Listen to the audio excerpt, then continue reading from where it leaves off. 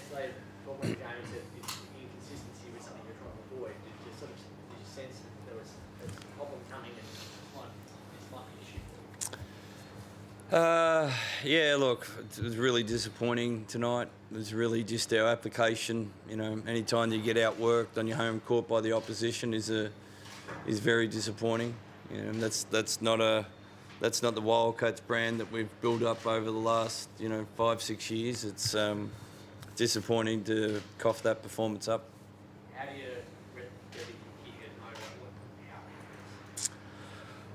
how it happened?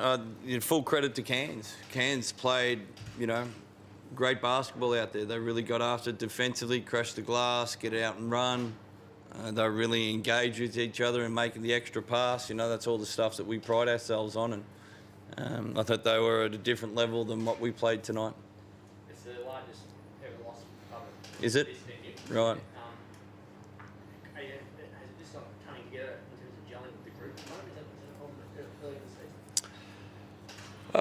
season? Look, I don't know if that was the case. We were up 42-35 at one stage. We were 7 points up in the second quarter.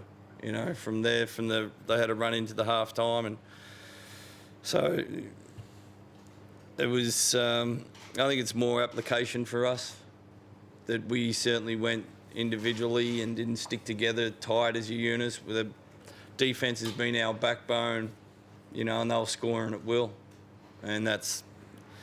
You can't win a game in this league if you're giving up 100 points.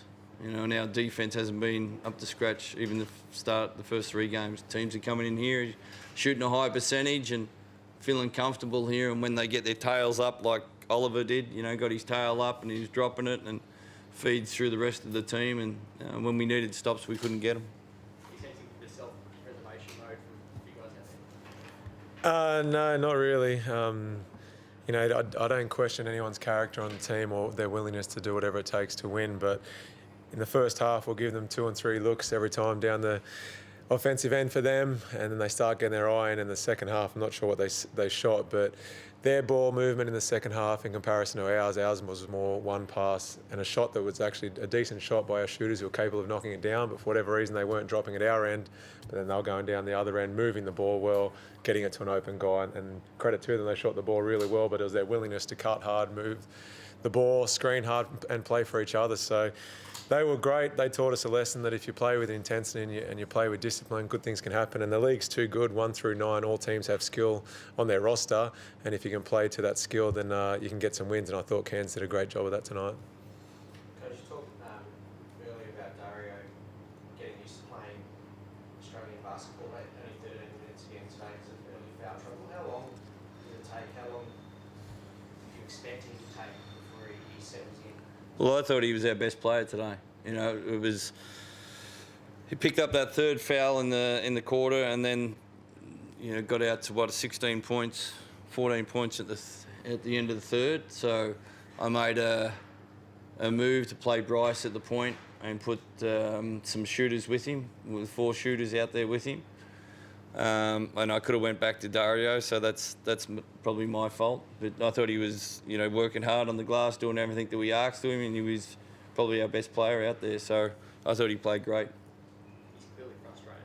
It's having an effect on him. How do you help him through this now? Well, it's just a process. He's professional enough to know, to make the move. I thought he got a couple of cheap ones there that he probably weren't as obvious, so we'll look at the tape and go through it with him. But he's buying in, he's working hard, he's doing everything for the team, so I got no problem. Dario was our best player out there, so he's my least of my worries at the moment.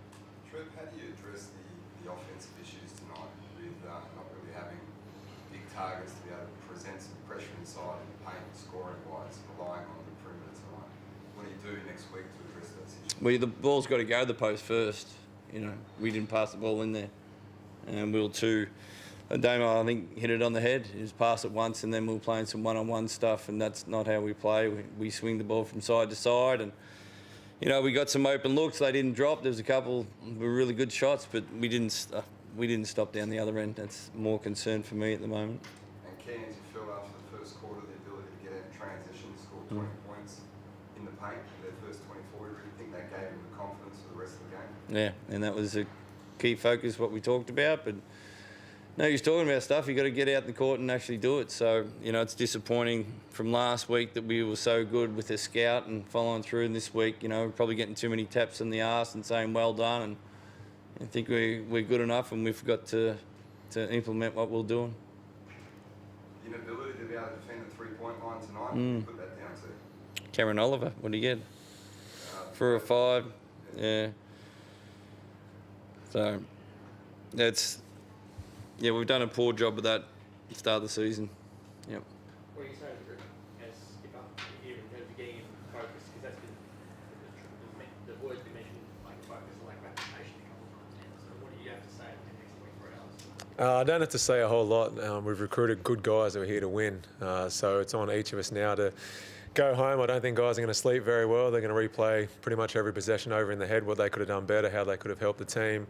And that's why we've got the guys we recruited. So it'll be about addressing it tomorrow with some review. You can't just move on and say, let's focus on Melbourne. We'll review this tomorrow morning, then we'll start focusing on Melbourne. But if the guys sleep well tonight, or if they're not angry, upset, frustrated, then we do have the wrong guys. But I don't think anyone's going to move on from this one quickly.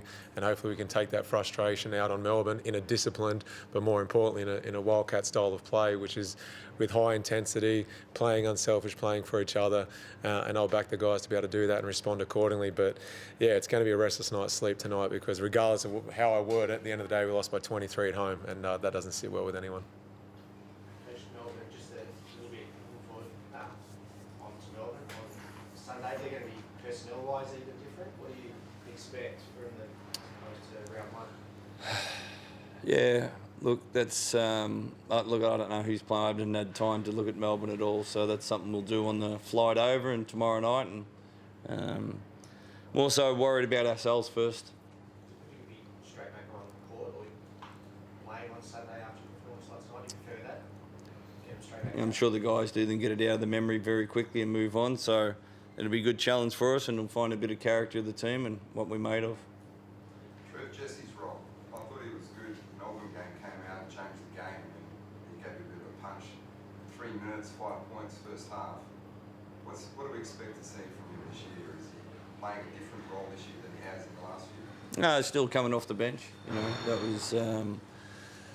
You know, we've got Reece also there as demanding minutes, and you've got a Boomer playing in the 4 spot. So, you know, the minutes there is really reduced, and I think last week Dario and Majuk were outstanding. So, you know, Jesse's going to win us games down the track without a question. It's just 5 in the 4 doesn't go at the moment. Good. Cheers. Thanks, guys.